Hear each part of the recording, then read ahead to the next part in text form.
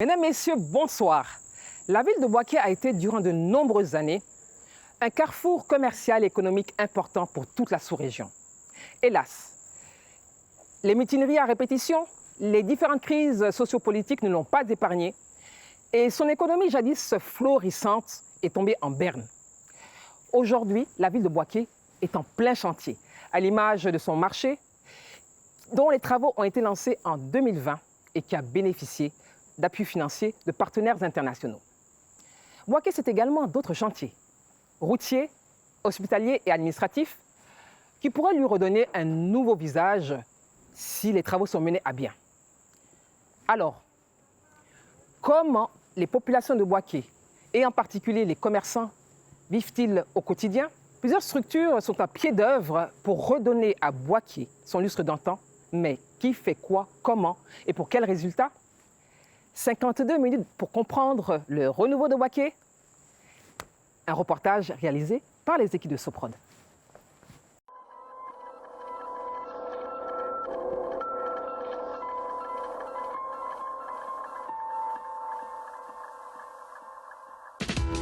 Bouaké, deuxième ville la plus peuplée de Côte d'Ivoire. En plein cœur de la ville, le marché de la boucherie. Destiné à l'origine uniquement à la vente de la viande, on y trouve désormais de tout, sans réelle organisation. Il faut dire que ce marché a été conçu pour recevoir une centaine de commerçants et qu'à ce jour, il en compte environ 2500. Aïssata Koulibaly, présidente de l'association des femmes battantes, vend des fruits et légumes à Bouaké depuis une trentaine d'années. Avant la crise de 2002, tout allait bien parce que tout l'hangar que vous voyez là, c'était des vivriers. Les voitures rentraient jusqu'à ici. Et on pouvait faire des tonnes de marchandises par jour. Et on arrivait à tout évacuer. Et les différents marchés venaient s'approvisionner. Et même San Pedro, à la frontière du Libéria, tous y venaient. Même les Libériens venaient prendre les produits, la tomate avec nous. Bouaké la rebelle, bastion de l'opposition, longtemps laissé à l'abandon, est synonyme de guerre. 2002, la crise militaro-politique fait plonger la ville. À 400 km d'Abidjan, les rebelles s'emparent de Bouaké, la capitale du Nord, après d'intenses combats. Nous sommes à l'entrée ouest de la ville, où les affrontements les plus violents se sont déroulés hier. En fait, il s'agit d'un signal, celui d'une insurrection armée dans toute la Côte d'Ivoire. Une contre-attaque d'envergure de l'armée loyaliste ou une poussée rebelle en direction d'Abidjan. Rumeurs invérifiables, mais qui entretiennent la peur. Les rebelles ont pris possession de la ville. On les voit au carrefour stratégique, ils patrouillent en permanence, mais leur présence ne suffit pas à rassurer la population. Durant plus de 10 ans, l'activité économique cesse, les usines ferment et les investisseurs fuient. Bouaké, terre de brassage culturel, carrefour ethnique, religieux et économique du pays, place commerciale de première importance entre le Mali et le Burkina Faso d'une part, Abidjan et la Basse-Côte d'autre part, tente de renaître de ses cendres depuis 2015. Bouaké, c'est la ville centrale de la Côte d'Ivoire. C'est le centre physique de la Côte d'Ivoire. Se trouve à une cinquantaine de kilomètres de Bouaké vers Béoumi. Et de par cette position géographique, il devient une position stratégique. Vous ne pouvez pas aller au port d'Abidjan sans passer par Bouaké. Nicolas Djibo, maire de la ville depuis 2013, Bouakéen de naissance, souhaite que cette ville rayonne à nouveau. Alors depuis fin 2018, de multiples chantiers animent Bouaké. Vous êtes sur le marché des légumes, hein, c'est ça, c'est le bloc 5. Ici? Ici, oui, vous êtes sur le bloc 5, le futur marché des légumes, les choses. En face, on a le bloc 3 qui est ici. Le bloc 1 et 2. Bloc 1 et 2. Voilà. C'est quoi le bloc 1 et 2? Ça représente quoi? Le bloc 1 et 2, c'est tout ce qui est couture, Textile pour le 1. Textile. Pour le 1. Pardon? Pour le 2. Textile pour le bloc 1 et marchandises générales pour le bloc 2. Ensuite, on aura le bloc 4 qui sera le bloc dans lequel on aura les boutiques, les magasins de plus grande superficie.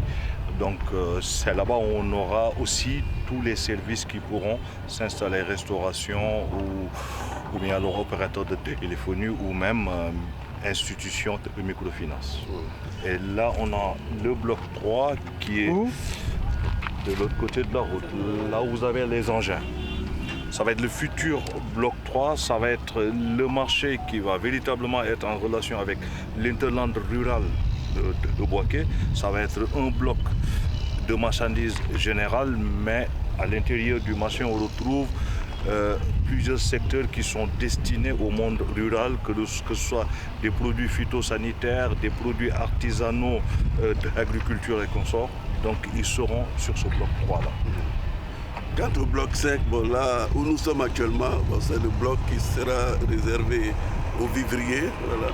Et il est important de dire que le marché a été conçu dans un esprit de vente au détail.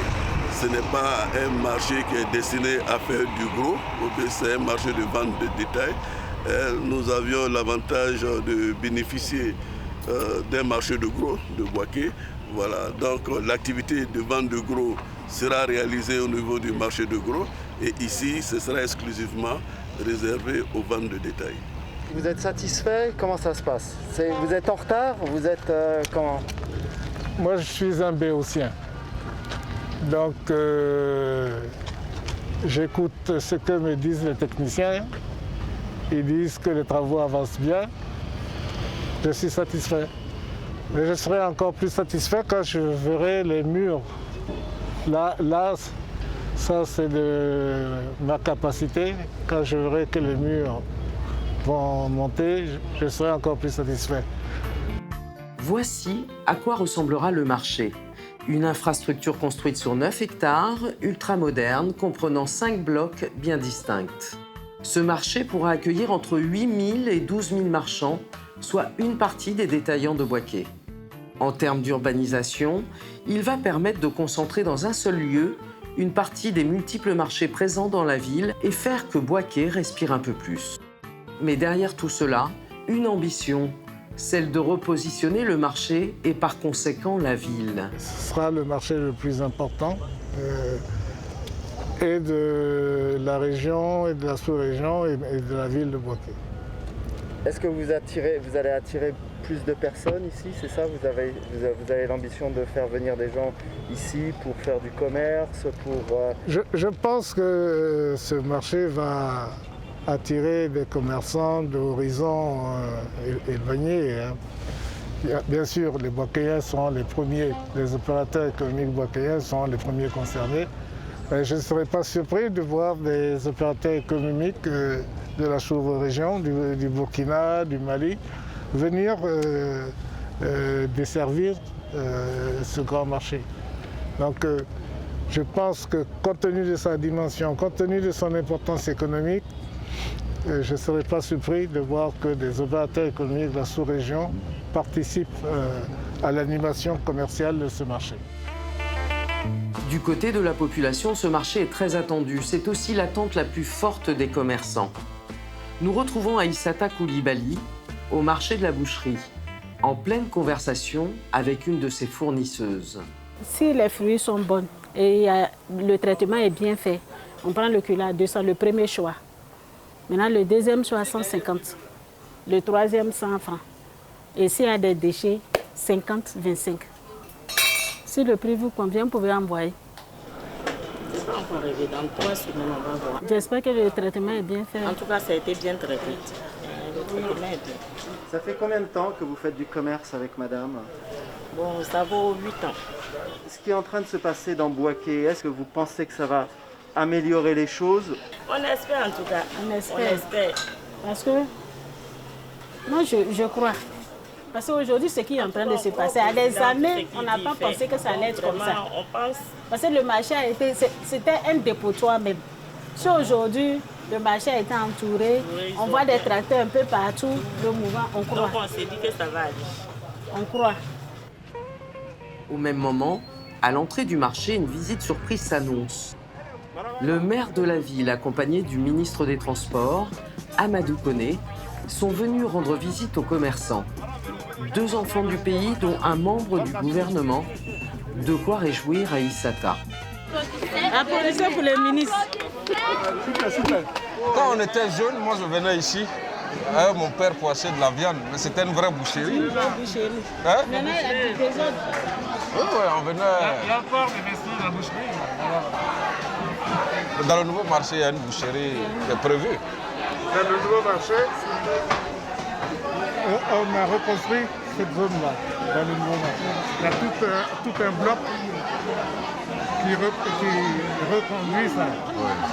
Le nouveau marché, ça va changer votre vie? Ça va changer notre vie. Parce que présentement, l'accès même est très difficile pour venir vers nous. Donc nous, on a presque tout perdu. Parce que les activités sont arrêtées. Vraiment, le nouveau marché va nous porter gros. Même les anciens clients qu'on a perdus, ils vont venir vers nous. C'est de redonner une vie à Bouaké. C'est sûr. C'est important. Le commerce fait partie, je dirais, le commerce c'est l'âme de la ville de Bouaké. Avec le nombre de commerçants, sa position centrale en Côte d'Ivoire, c'est très important. Mais j'ai quand même l'impression que vous, et je répète ma question, vous êtes les enfants du pays, vous voulez vraiment redonner un petit peu ce que vous avez vu. C'est la moindre des choses. Le père du maire, c'est la moindre des choses. Quand même un notable qui a fait beaucoup pour cette ville. C'est la moindre des choses. Mais la réalisation de ce marché-là va permettre de restructurer la ville. Parce que la ville a été déstructurée aussi. Donc ça va restructurer la ville. Réorganiser la ville autour du marché. Mais ça va libérer des voies, la ville sera plus propre. Donc c'est un projet important. Aïssata profite de cette rare opportunité pour se présenter et inviter le ministre à la suivre. Je voulais vous montrer ma place. Vous partez la voiture. Oui, monsieur. D'accord. J'ai ma place là. J'ai ma place où je vends. Je suis la présidente des femmes d'ici. Il faut que je vous montre. Au milieu de la foule ébahie par cette présence inhabituelle d'une autorité, le ministre se ferait un chemin tant bien que mal, guidé par Aïssata, qui a du mal à contenir sa joie. Madame Koulibaly, c'est un espoir pour vous? Oui, c'est un espoir pour moi. C'est-à-dire? Bon, en tout cas, c'est une joie pour moi. Vraiment, c'est la première fois que cela se réalise. Je n'ai jamais vu que c'est ça. Les mots me manquent pour exprimer ma joie. C'est une grande joie pour moi. Qu'un ministre se déplace pour venir me voir au marché et le maire, vraiment. On peut dire que c'est le président qui est venu me voir. Je suis très contente. Moi, je suis ici présentement. C'est là que je vends. La place, elle a été... C'était ma mère qui était là. C'est une succession, en fait. D'accord. Aujourd'hui, moi, j'ai pris la place. Oui. Voici ce que j'ai vu. Bien, bravo.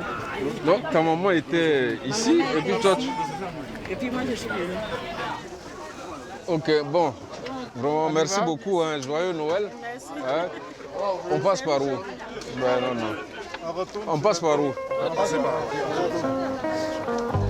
Une visite brève, mais qui a fait son petit effet. La construction du marché va m'apporter gros. Je vais dire, là où je suis cachée, au moins, s'il y a le marché, je sais que j'ai une place. Tous mes fournisseurs auront la place. Et puis le vivrier, on sera focalisé dans un seul coin. Donc vous voyez, il y aura une affluence côté même international, comme dans la sous-région. Puisque avant même, les gens de la sous-région venaient s'approvisionner avec nous. Avec l'ouverture, la construction du marché, ça va nous apporter gros. Je crois qu'on va revenir à l'ancien temps où on faisait des tonnages avec la construction du marché. Si le ministre des Transports est aussi impliqué à Bouaké, c'est qu'il y est né, y a grandi et y a fait ses études. De plus, cette ville est stratégique pour le gouvernement. Longtemps bastion de l'opposition, marquée par de multiples troubles, la ville de Bouaké est restée calme aux dernières élections présidentielles. De quoi reprendre espoir et voir grand pour cette localité. Pour vous, le renouveau de Bouaké doit commencer par quoi? Ça repose sur un trépied. Il faut l'engagement de la population, qu'elle soit impliquée, qu'elle se sente concernée. Il faut l'engagement des cadres, des élus et cadres, et puis le gouvernement. Et vous, qu'est-ce qui vous touche le plus? Qu'est-ce qui est le plus important pour vous? la paix, la stabilité et maintenir, en tenant ses engagements bien entendu, maintenir cet espoir-là des populations que les choses continueront d'aller de mieux en mieux. Tout le reste suit. Donc il faut absolument les écouter, prendre des engagements, tenir les engagements pour rassurer les investisseurs. Les gens n'ont plus peur ou n'ont pas peur. Ils viennent s'installer et les choses reprennent. Plusieurs projets financés par l'État de Côte d'Ivoire et des bailleurs internationaux sont en cours dans la ville de Bouaké. Ainsi, la Banque mondiale finance à hauteur d'environ 15 milliards de francs CFA les infrastructures routières et le développement du secteur privé.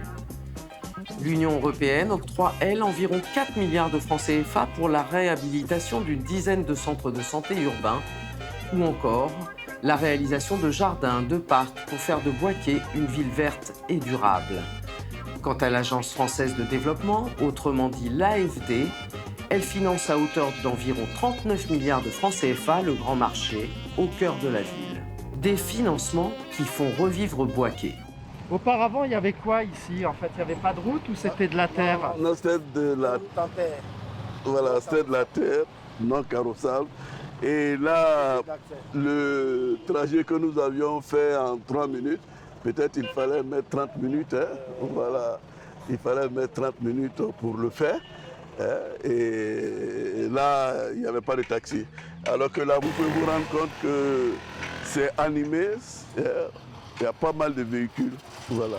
Et non seulement il y a des véhicules, mais partout, vous voyez des opérateurs économiques qui se sont installés. Voilà. Et on ne voyait pas ça de par le passé. Tout ça s'est installé grâce à la route? Grâce à la route. Et ça coûte combien, ça? 1 kilomètre est dans l'ordre de 400 à 500 millions, en fonction des travaux effectués. Il y a le financement, il y a l'assainissement. Si l'assainissement n'est pas conséquent, on peut se retrouver à 400 millions. Mais s'il y a des ouvrages et des caniveaux assez grands à faire, le système de drainage, s'il est conséquent, on peut aller jusqu'à 450 millions par kilomètre. Cette voie principale du quartier Boucro s'étend sur un peu plus de 3 km. Malheureusement, le reste de ce quartier, comme beaucoup d'autres dans la ville, ne possède pas de route bitumée. En cause, le manque de moyens, d'après la mairie. On est à la fin du projet? Donc on est à 200 mètres de la voie de l'aéroport. Voilà. Donc vous allez dire, mais attends, pourquoi vous êtes arrêté à 200 mètres? Bon, toujours pour des problèmes de financement. Ok, bon, on espère que dans un avenir très prochain, on pourra bitumer ces 200 mètres-là qui nous séparent de la zone aéroportuaire. Voilà. La ville de Bouaké, en plein chantier, tente de s'équiper et de revaloriser ses infrastructures. Pourquoi Bouaké s'est lancé dans tous ces travaux? Il était temps qu'on commence ces travaux parce que la situation de Bouaké devenait intenable et les populations commençaient à ne plus accepter cette situation. C'est pourquoi? Parce que Bouaké, avant la crise, avait une place importante. Bien sûr, c'était la deuxième ville de la Côte d'Ivoire. Bouaké a reculé de 30 ans avec la crise. 10 années de crise, 30 ans de rétropédalage. Il fallait absolument rattraper ce retard. Et c'est la raison pour laquelle il y a tant de travaux lancés en même temps.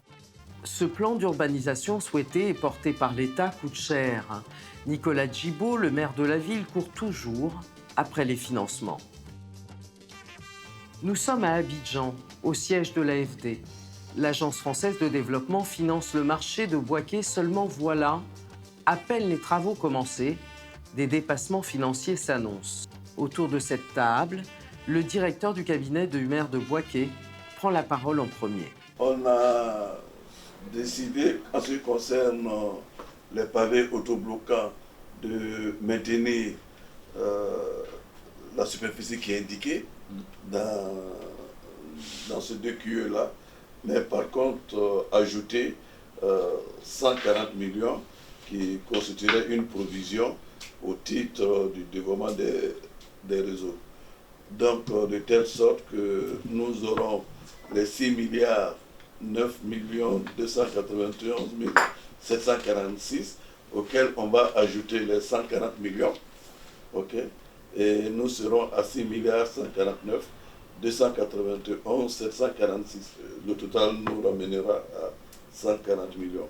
Donc, ce qui ferait qu'à ce jour, nous serons dans le dernier lieu, à un total de 6 milliards 149 millions 291 746, soit 9 374 534,833 euros. Voilà. Donc ça veut dire que la plus-value sur l'accostage, au regard du marché initial, elle est de... En termes de pourcentage, c'est 10,5%. Donc je pense que ce sera autour de 1 million d'euros. 600 millions de CFA à peu près. Oui. Nicolas, je ne suis pas sûr que nous les ayons, ces 600 millions de CFA. Un dépassement de 600 millions de francs CFA en cause des retards sur le chantier. De quoi effrayer le bailleur qui ne souhaite pas faire une rallonge. Mais après 15 minutes de discussion, ils s'entendent sur le fait de réajuster leur budget. On a dû procéder à des arbitrages et des ventilations d'allocation entre le marché LOA et le marché LOB pour que l'ensemble des deux marchés entrent dans la capacité de financer ces travaux. Mais il faudra qu'on regarde précisément où ça nous emmène, parce que si on est à zéro marge de manœuvre, on est en risque. Et ça, du point de vue du bailleur en tout cas, c'est une alerte, c'est pas acceptable. Fin de réunion. Est-ce que vous serez satisfait de cette réunion? Elle était importante parce que nous venons donc de clore, je dirais, les questions qui étaient en suspens, notamment le contrat relatif au contrôle de la construction du marché. Donc c'est un grand pas qu'on vient de faire un grand pas en avant qu'on vient de faire. Est-ce que vous pensez respecter les délais? Je pense, oui. On ne va pas commencer aujourd'hui en disant qu'on ne va pas respecter les délais. C'est vraiment une obligation pour nous. On mettra tout en œuvre pour respecter tout. Il y a les délais, il y a l'enveloppe budgétaire, il y a plusieurs choses à respecter. Et nous ferons tout pour respecter cela. Vous prenez en compte les préoccupations du maire vis-à-vis de la population sur ce genre de chantier? Non seulement on les prend en compte, mais c'est indispensable. Je vous disais tout à l'heure, il y a une phase de préparation d'un projet comme celui-là qui est extrêmement longue, méticuleuse, qui fait appel à beaucoup de ressources, qui sont des ressources au sein de l'équipe de la mairie, qui sont des ressources au sein des ministères ivoiriens compétents, qui peuvent être aussi des ressources de l'extérieur, et qui nécessitent de construire en fait un dialogue qui est lent, qui se construit comme tout dialogue. Mais là, il faut imaginer, on parle d'une infrastructure qui va accueillir entre 8 000 et 12 000 commerçants. Donc en termes de dialogue, c'est du dialogue avec 8 000 à 12 000 commerçants. Et quand je dis 8 000 à 12 000, c'est-à-dire que le travail qui a été entrepris par les équipes de la mairie et de ses appuis, c'est de dialoguer avec tout le monde, l'ensemble des commerçants bénéficiaires de cette infrastructure. Donc ça a été quelque chose de très lent pour le construire ensemble, en prenant en compte toutes les questions, les problématiques, les attentes, et puis les confronter à la réalité de ce qu'on peut faire dans un délai qu'on essaye de tenir et dans une limite de financement et de coûts compatibles à ce que peut supporter la République de Côte d'Ivoire qui s'endette pour ce projet pour Bouaké, et puis pour l'AFD à sa capacité à financer à hauteur de ce qu'il convient de faire. Bon vol. Merci. Carrément. À bientôt. L'AFD finance depuis 10 ans à hauteur de 262 milliards de francs CFA par an des projets dans différents secteurs en Côte d'Ivoire, comme l'agriculture et l'environnement, la santé, l'éducation, la justice, les infrastructures et le développement urbain. Un bailleur qui compte dans le développement économique du pays. Retour à Bouaké. Mohamed Diop, urbaniste de formation, fait partie de l'équipe d'assistance à la maîtrise d'ouvrage de la mairie. Avant de commencer les travaux du nouveau marché, il a dû sensibiliser et convaincre les commerçants d'adhérer au projet. Le commerce est partout à Bouaké. On a l'impression que tout le monde est commerçant dans la ville de Bouaké. Et cela justifie notamment cette unanimité-là. Parce que si vous n'êtes pas commerçant, vous avez un neveu, un enfant, une maman, une tante, une nièce qui est commerçant à la ville de Bouaké. Pour séduire les commerçants et les persuader de l'utilité de cette nouvelle infrastructure, des tarifs sociaux sont proposés. C'est une location ou l'achat de boutiques? C'est un achat. Ensuite, ils vont contribuer aux frais de charge de la boutique. Entretien, nettoyage, sécurité. Minimum, c'est combien pour rentrer dans le marché? 350 000 pour les boutiques et la boutique de 6 mètres carrés. 95 000 pour la table, entre 95 000 et 150 000 pour les tables et carreaux. Donc pour pouvoir avoir son étal, pour pouvoir s'installer, il faut combien pour un commerçant? Il lui faudra un minimum de 95 000 qu'elle pourra payer de manière étalée. Mohamed Diop se rend régulièrement au marché de la boucherie pour rencontrer les différents responsables. Un travail essentiel de pédagogie et de patience qui lui a permis d'amadouer la majorité des commerçants. Madame Koulibaly, qui est une collaboratrice comme aussi l'ensemble des commerçants, lorsque nous sommes arrivés, nous avons procédé à une identification des filières et des chefs de filière pour pouvoir parler aux commerçants. D'abord avec les représentants des filières, mais aussi à travers des visites de sites pour venir porter la véritable information sans risquer que entre nous et elle et les autres commerçants, que l'information puisse être informée. Parce qu'il y a eu beaucoup d'incrédulité concernant ce projet. Et combien de fois on vous a dit que le marché allait se faire et il ne s'est jamais fait? Bon, au moins 3 fois. Il y a des gens même qui sont venus, ils nous ont fait des propositions, mais vraiment le coût était très élevé. Ce n'était pas accessible à tous les commerçants. On a vu que les vrais commerçants, vu leur projet, les vrais commerçants n'auront pas de place. Parce qu'il y a même les étals, là, ça allait de 2 millions. Pour un commerçant qui a un fonds de commerce de 50 000, il ne peut pas acheter un magasin de choses, un étal de 2 millions. Donc maintenant qu'ils sont venus, ils ont proposé. Et puis le prix était abordable. Vraiment, on a cru. Pour les étals, il y en a de 90 000 jusqu'à 150 000 francs pour les étals. Les chiffres même sont dans mon sac. Ils m'ont donné des fiches qu'on a distribuées aux autres commerçants. Et puis bon, quelqu'un qui te propose étal à 2 millions et un autre vient à 90 millions et 90 000 francs. C'est que le prix est abordable. Outre le marché et les infrastructures routières, de nombreux chantiers animent la ville de Bouaké, comme le stade, les villas du village de la Coupe d'Afrique des Nations ou encore l'hôtel de ville et la piscine d'État, site emblématique de la période faste de la ville dans les années 70. De quoi faire revivre cette localité. Fin de journée, les commerçants du marché de la boucherie plient bagages. Bon, ça s'est bien passé par la grâce de Dieu. On a pu vendre un peu.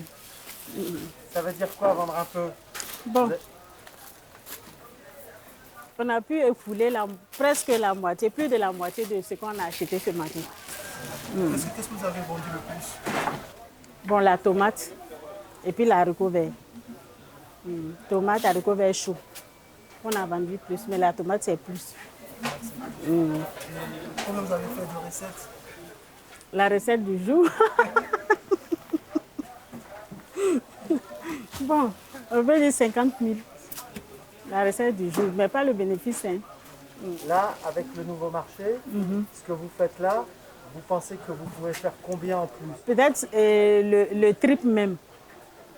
Parce que avant, où il y avait le marché, on faisait plus. On vendait plus. On pouvait vendre 500 000 par jour, hein, puisqu'on livrait dans les camps, les écoles. Mais compte tenu de la crise, la situation du pays, bon, tout est au ralenti. Des commerçants et une population qui ont hâte de voir évoluer leur ville et sortir de leur quotidien difficile. Un renouveau essentiel pour donner de l'espoir, de l'envie et effacer les stigmates des événements passés. Un renouveau essentiel également pour l'économie du pays et son gouvernement. Un mois plus tard, aéroport de Bouaké. Nous retrouvons Amadou Koné, le ministre des Transports. Dès qu'il le peut, il passe ses week-ends dans sa ville natale.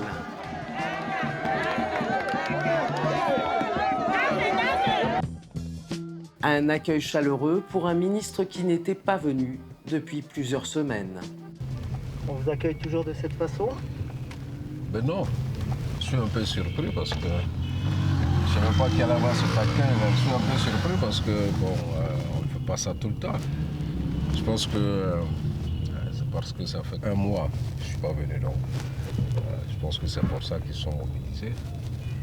Et c'est un besoin pour vous de rentrer ici? C'est une nécessité? C'est un besoin pour moi de venir ici. Je pense aussi que c'est nécessaire. Besoin parce que c'est des gens avec qui je me sens bien. C'est une population qui est dynamique, des jeunes qui veulent travailler, beaucoup de sincérité dans les rapports. Donc j'aime me retrouver dans cela. À côté de ça, c'est une nécessité en tant que natif de la ville pour être aux côtés des populations, les rassurer, leur permettre quand même de continuer, de faire confiance en l'État. Donc c'est nécessaire qu'on soit là pour que... Une nécessité pour lui également de rappeler le code de la route aux motards bouakéens. Pourquoi vous ne portez pas de casque? Hein? Personne ne porte des casques. Hein? Je vous ai donné des casques. Hein? Lui, il porte. Il faut porter les casques. Hein? Il faut porter le casque. En dehors du côté politique, personnellement, vous, quand vous êtes ici, vous êtes comment? Vous vous sentez bien? Vous vous sentez mieux?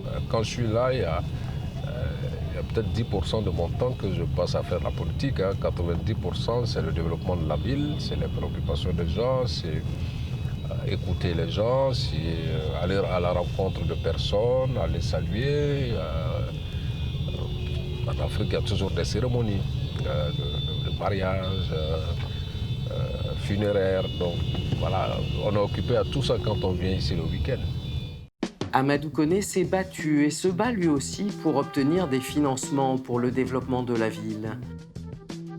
Nous sommes à la veille de Noël et cette première journée, il la consacre à faire diverses visites. Visites de chantier, pouponnières, avec à ses côtés le maire Nicolas Djibo. On fait venir hier et on a donné votre nom. Ah, ben... Donc c'est votre fils. Bon, voilà mon homonyme. Hein. Amadou Noël. Et ça, il vient de Yamsoko. Il est venu hier. D'accord. Il est allé au CHU, on a fait ses examens. Ouais. Donc ça va, le médecin dit ça va. Donc il est venu hier. Voilà. Ça va? Il va pas pleurer. Il est venu hier seulement. Voilà papa. Tu étais où toi? Hein? Ils l'ont abandonné à Yamsoko. Regarde comment il est collant. Hein? Ça va? Ça va bien?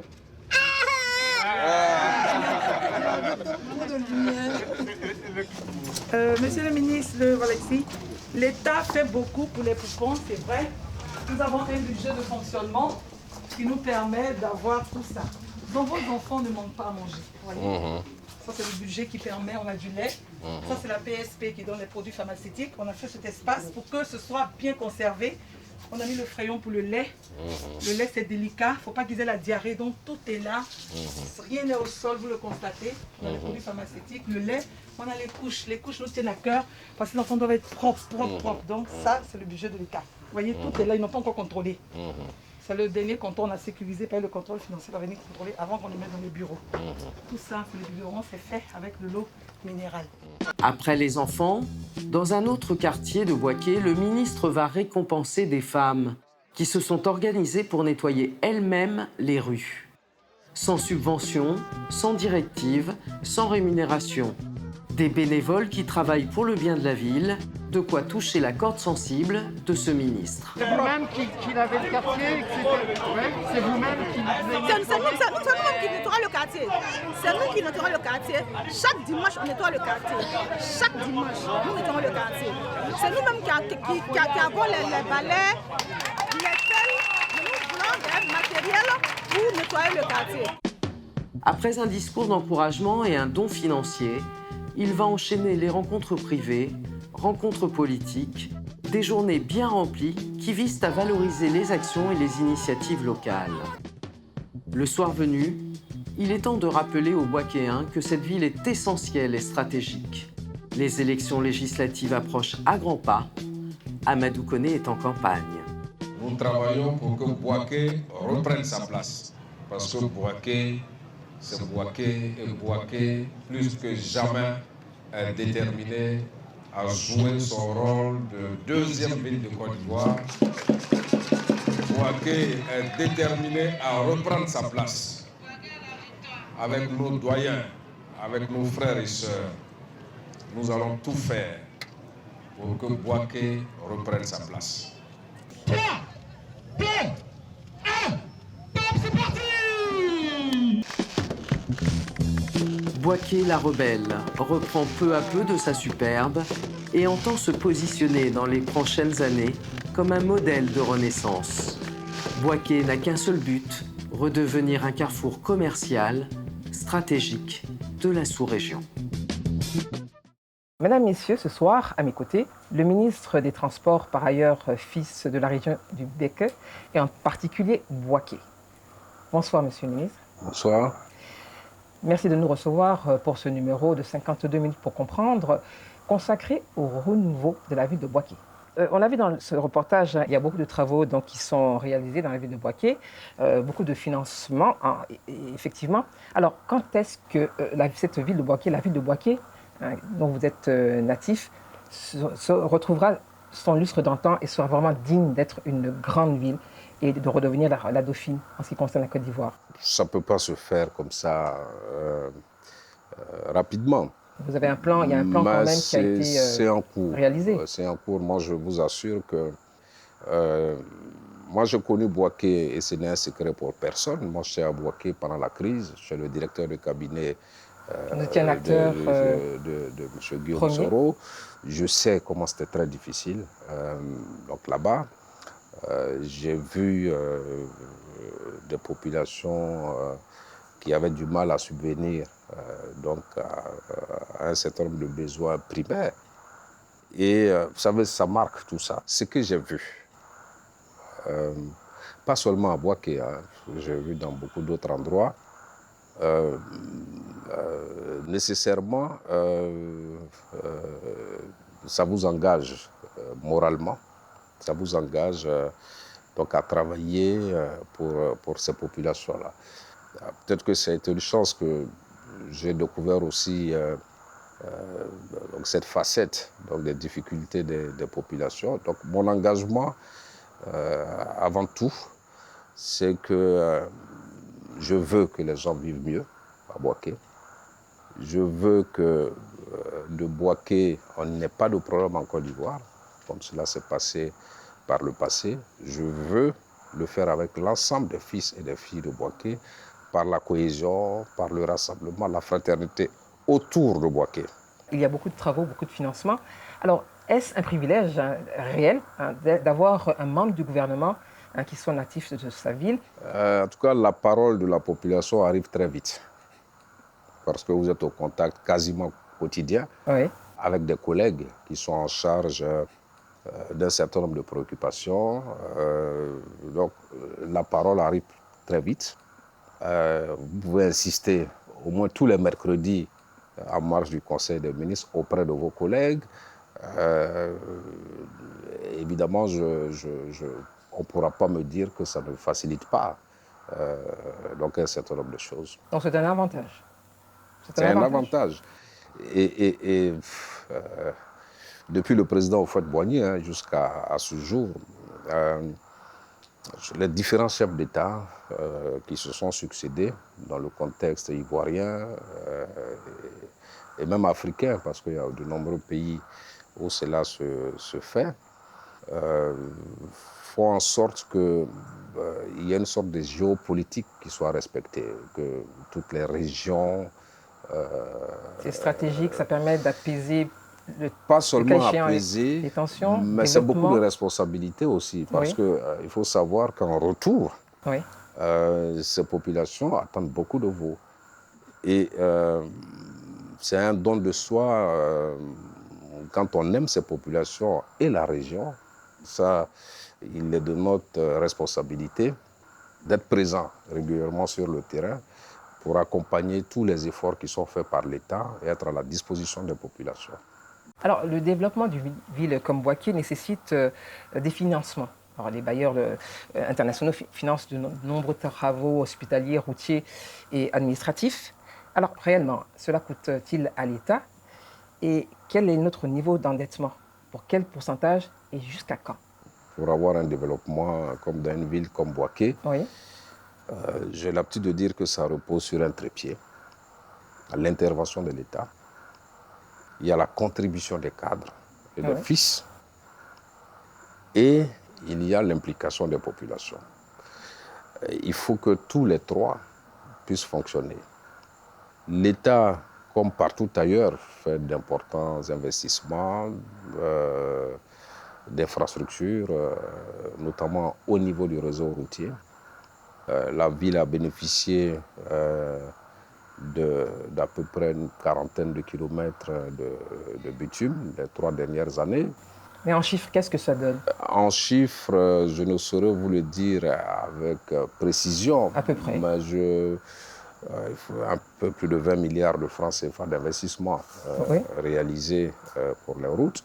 J'espère que la seconde phase de bitumage, de voirie à Bouaké va commencer bientôt, que je le souhaite, parce que la ville est tellement grande que les besoins sont importants. En décembre 2019, le président français Emmanuel Macron était aux côtés de son homologue ivoirien Alassane Ouattara pour la pose de la première pierre de ce marché.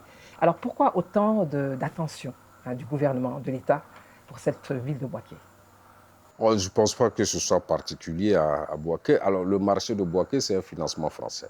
Oui. C'est un financement important et c'est une infrastructure importante pour la ville de Bouaké, mais également pour toute la région. Donc, ce financement français, le président français, de passage en Côte d'Ivoire en visite officielle, a visité plusieurs autres projets donc financés par la France à Abidjan et a accepté donc d'aller à Bouaké pour le lancement des travaux. Ça a été une chance pour nous à Bouaké.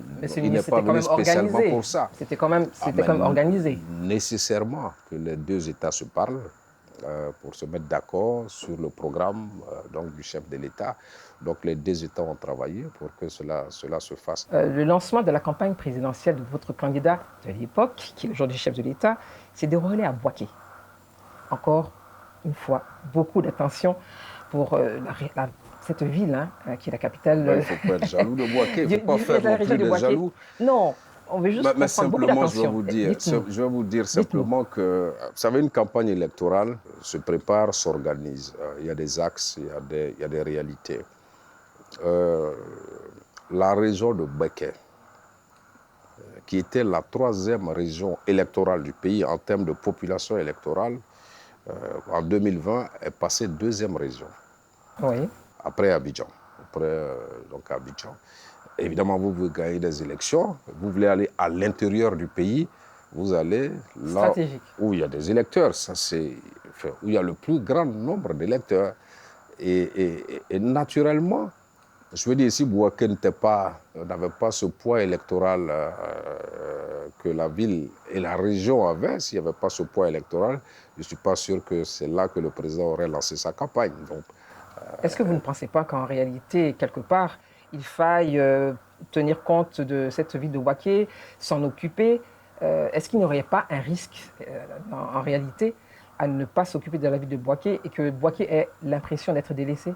Je pense que le gouvernement a vraiment démontré, vous allez à Bouaké, aujourd'hui vous connaissez l'enthousiasme des populations, que dès lors qu'il y a l'apaisement, dès lors qu'il y a la tranquillité, donc le gouvernement a démontré qu'il était très attentif donc, aux conditions de vie des populations et faire Donc ce qu'il a à faire, c'est ce que le gouvernement fait. C'est tout à fait normal que la deuxième ville du pays connaisse donc tous les investissements, connaisse les attentions qu'on lui accorde. Alors si c'est une attention particulière, j'en suis très flatté et je souhaite que l'attention soit soutenue sur Bouaké parce que le besoin c'est important. Aujourd'hui, sur le plan sécuritaire, où on en est réellement? Sur le plan sécuritaire, il n'y a rien de particulier à signaler. Les élections se sont bien passées, j'étais chahuté par endroits. Dieu merci, grâce à tout le travail qui est fait par l'ensemble des cadres, accompagné par les promesses faites par le gouvernement de dire « nous, on veut faire des investissements ». Il faut que ce soit stable pour que les entreprises viennent faire les investissements. Et tout l'encadrement, la sensibilisation, le dialogue constant que nous faisons donc avec les populations ont permis de créer ce climat. Donc du point de vue sécuritaire, à Bouaké, les élections d'octobre ont démontré qu'il n'y avait pas d'inquiétude. Le carnaval. Il y avait donc de nombreuses retombées économiques pour les populations, une visibilité pour la Côte d'Ivoire. Quand est-ce qu'il va être lancé? Cette année, ça m'étonnerait fort que le carnaval puisse se dérouler, parce que les préparatifs n'ont pas commencé en tant que tels, mais la mairie et les cadres ont la volonté de faire en sorte que l'année prochaine, en tout cas avant 2023, que nous puissions relancer le carnaval. La décentralisation et l'administration du territoire sont à nouveau d'actualité. Peut-on s'attendre enfin à ce que le programme soit totalement effectif? Mais ce qu'il faut noter de notre point de vue, et que, en tout cas ce que je peux vous dire, le programme de gouvernement du président de la République intitulé Côte d'Ivoire solidaire, il y a un volet important de cette solidarité-là, solidarité au niveau des territoires, de cette solidarité qui est consacrée au développement local, qui est consacrée au développement d'autres pôles de développement économique dans l'ensemble du pays. Donc avant que cela soit adopté, nous nous poussons pour qu'il y ait ce développement local à Bouaké et dans le Béquin. Peut-être est-ce un projet, entre guillemets, pilote? Non, ce n'est pas un projet pilote. On a tiré des leçons de toutes les difficultés que nous avons connues. Le maire seul, sans la contribution de l'État, bien évidemment, mais de l'ensemble des cadres, même ceux qui ne sont pas du conseil municipal, et sans la participation de la population, c'est difficile que ça marche. Donc ce que nous faisons, c'est de faire en sorte, comme je l'ai dit, que ce trépied-là fonctionne. Ça a l'air de fonctionner, il y a l'apaisement, on va travailler pour que cet apaisement-là puisse perdurer. Les cadres s'intéressent de plus en plus, le gouvernement appuie, la mairie joue son rôle et le maire a été déterminant dans la reconstruction du marché. Il a été déterminant dans beaucoup d'autres projets financés par des bailleurs, la finition de l'hôtel de ville, ainsi de suite. Donc, c'est ensemble. Donc, on ne croit pas, à titre personnel, je ne crois pas qu'il faudra le gouvernement et les collectivités décentralisées locales seulement pour faire tout le travail. Il faut une implication de l'ensemble des cadres, une implication des populations. Donc c'est ce que nous essayons de faire. Et j'espère, je pense que ça va marcher. Parlons des populations, la population est jeune. Ces jeunes recherchent un avenir meilleur ailleurs. Vous, en tant que cadre de Bouaké, qu'est-ce que vous faites concrètement? Ça, c'est très intéressant. Nous travaillons pour que les conditions donc, de l'investissement, notamment de l'investissement privé, soient réunies.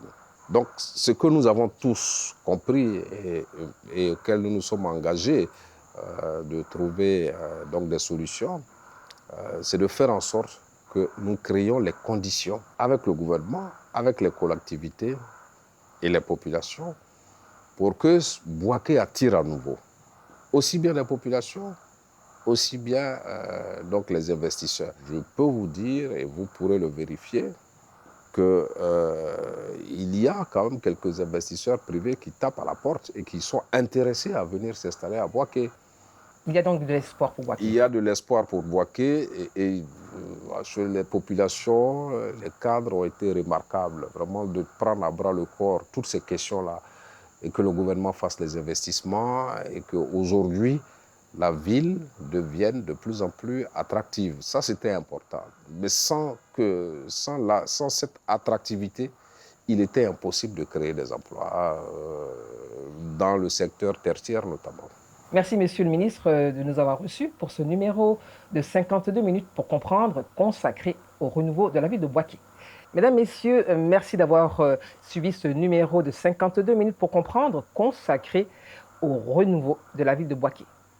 Pour revoir ce numéro, rendez-vous sur la chaîne YouTube de la RTI, son site internet www.rti.ci et évidemment la page Facebook de 52 minutes pour comprendre. Rendez-vous dans 15 jours pour un autre numéro de 52 minutes pour comprendre, réalisé par les équipes de Soprod. En attendant, restez sur RTI 1 pour la suite de ces programmes. Mais n'oubliez pas, continuez à respecter les gestes barrières. La Covid-19 circule toujours en Côte d'Ivoire. Bonne soirée à tous.